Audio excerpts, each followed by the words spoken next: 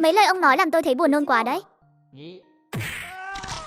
Đỗ Văn Các trợn tròn mắt, không thể tin nổi. Lão nhìn cô gái trước mặt chỉ vì một lời không hợp ý mà đã tháo khớp cằm của lão ta. Con nhóc đây thật sự là con nhóc nhà họ Bạch. Bị ngốc mười mấy năm qua sao? Làm sao có thể như vậy chứ? Bạch Nặc ngồi xổm trước mặt Đỗ Văn Các, lấy từ trong túi áo ra một cây kim dài mảnh, động tác nhanh nhẹn đâm vào vùng cổ Đỗ Văn Các. Ông kia xem ra cũng sợ đăng xuất lắm nhỉ, sợ ra đi đến thế mà còn làm bao nhiêu chuyện khốn nạn tay trời. Thật sự nghĩ không ai dám đến tìm ông báo thù sao? Ai cho ông cái gan đó? Là mấy tên ở kinh đô đó sao? Đỗ Văn Các, ông đã rơi vào tay tôi thì không sống nổi đâu, đừng trông mong gì nữa, không ai cứu nổi ông đâu. Ngay cả khi người của ông có đột nhiên xông vào thì trước khi rời đi tôi cũng sẽ tiễn ông đi trước. Bạch Nặc đưa tay bóp chặt cầm Đỗ Văn Các, hơi dùng lực một chút, cái cằm bị tháo ra đã được lắp lại như cũ. Cô đã làm gì vậy? Tôi ấy mà, đối với y thuật chữa bệnh cứu người thì thật sự không có nửa điểm thiên phú, nhưng khi học về các huyệt đạo trên cơ thể, tôi cũng tốn không ít công sức, đặc biệt là những thủ pháp hành hạ người khác lại càng tinh thông. Thế nào, thủ pháp này không tệ chứ? Đồng chí nhỏ, cô thật sự hiểu lầm tôi rồi. Chúng ta ngồi xuống nói chuyện tử tế có được không? Tôi và Bạch Y Mạn thật sự không thân thiết. Có phải ai đó đã nói bóng gió trước mặt cô không? Cô nói cho tôi biết, tôi nhất định sẽ điều tra rõ ràng, cho cô một lời giải thích. Cô phải tin tôi. Bất kể cô có điều kiện gì, tôi đều có thể đồng ý hết. Đừng nói mấy lời nhảm nhí đó nữa. Bây giờ tôi cho ông hai lựa chọn. Thứ nhất, tôi hỏi ông trả lời, tôi chỉ muốn nghe sự thật. Sau khi trả lời xong các câu hỏi, tôi sẽ cho ông một cái kết nhanh gọn. Còn thứ hai nếu ông muốn giở trò gì với tôi, không chịu hợp tác cũng không sao, tôi cũng chẳng bận tâm đâu.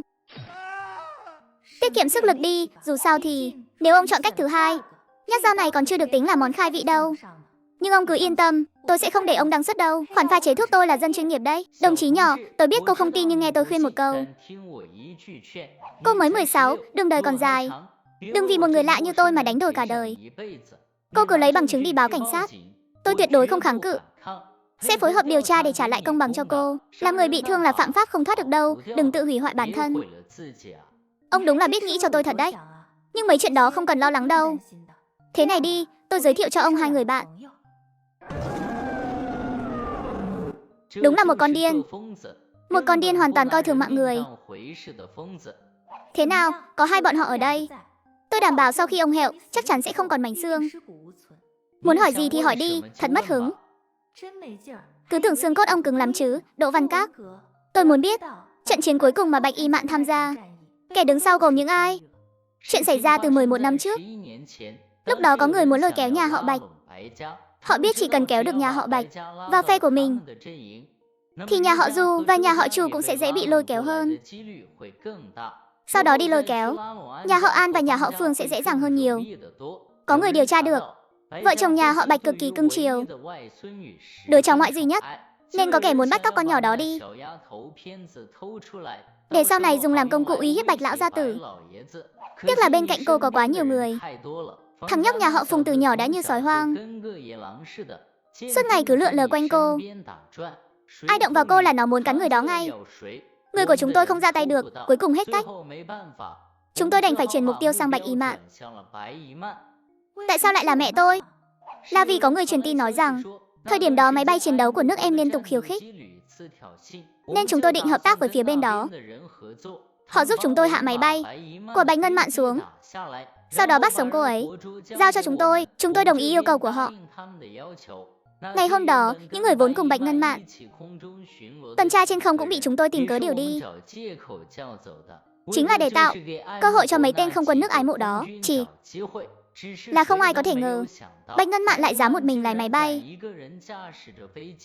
để quyết chiến đến cùng với máy bay chiến đấu nước ái mộ. Chúng tôi thực sự không muốn lấy mạng Bạch Ngân Mạn. Hãy tin tôi, thực sự không ai muốn cô ấy đăng xuất. Đỗ Văn Các, ông phản quốc, ông không xứng làm người Long Quốc. Tôi không muốn thế đâu. Tôi không ngờ mọi chuyện lại thành ra thế này. Ông nội tôi cũng là lão cách mạng, cũng từng xông pha chiến trường, tuy là người giỏi tâm kế. Sau khi lập quốc cũng dùng không ít thủ đoạn để leo lên. Nhưng tấm lòng yêu nước của ông nội tôi chưa từng thay đổi bao giờ. Thậm chí chỉ vì năm xưa trên chiến trường bị thương quá nhiều mới khiến cho sức khỏe ông sớm bị suy kiệt. Nhưng ông nội tôi chưa từng oán hận lấy một câu, thậm chí còn rất mãn nguyện nói rằng dù sao đi nữa, đất nước của chúng ta cuối cùng đã thắng lợi. Tôi nhớ lúc nhỏ ông nội thường ôm tôi và dạy bảo rằng sau này làm gì cũng được, nhưng tuyệt đối không được làm chuyện gì gây bất lợi cho quốc gia. Tôi rõ ràng vẫn luôn ghi nhớ mà. Đỗ Văn Các. Tôi muốn danh sách tên của những kẻ đó. Một người cũng không được thiếu. Nếu thiếu hoặc có một cái tên giả, tôi sẽ xử lý một người nhà họ Đỗ. Ông có thể tính xem nhà họ Đỗ có bao nhiêu người. Bạch Nặc. Dám làm thì dám chịu. Chuyện này ngoài tôi ra, nhà họ Đỗ không có ai khác tham gia. Tôi thừa nhận mình tạo nghiệt quá nhiều, là kẻ khốn nạn. Nhưng với cha mẹ và con cái, tôi thực lòng quan tâm. Tôi nói thật, tôi sẽ không lừa cô một chữ nào đâu. Cô đừng làm hại người nhà tôi cầu xin cô. Đỗ Văn Các, tôi rất tò mò. Những người bị ông hãm hại khi đó, trong đó chắc chắn có không ít người vô tội nhỉ. Ví dụ như vị lão nghệ sĩ đó. Ông ấy có cầu xin ông đừng làm hại cháu mình không? Đỗ Văn Các sững sờ. Hắn đứng chôn chân tại chỗ, chợt nhớ đến cô bé đã bị hắn cùng đám anh em hành hạ suốt nửa đêm rồi nhảy từ tầng 3 xuống quyên sinh. Được rồi, chuyện bẩn thỉu ông làm không liên quan tới tôi. Tôi không rảnh hơi đi báo thu hộ người lạ. Giờ thì khai ra danh sách đi. Bạch Nặc lấy ra một cuốn sổ nhỏ. Ánh mắt lạnh lẽo nhìn Đỗ Văn Các. Cái hạng không phải con người này.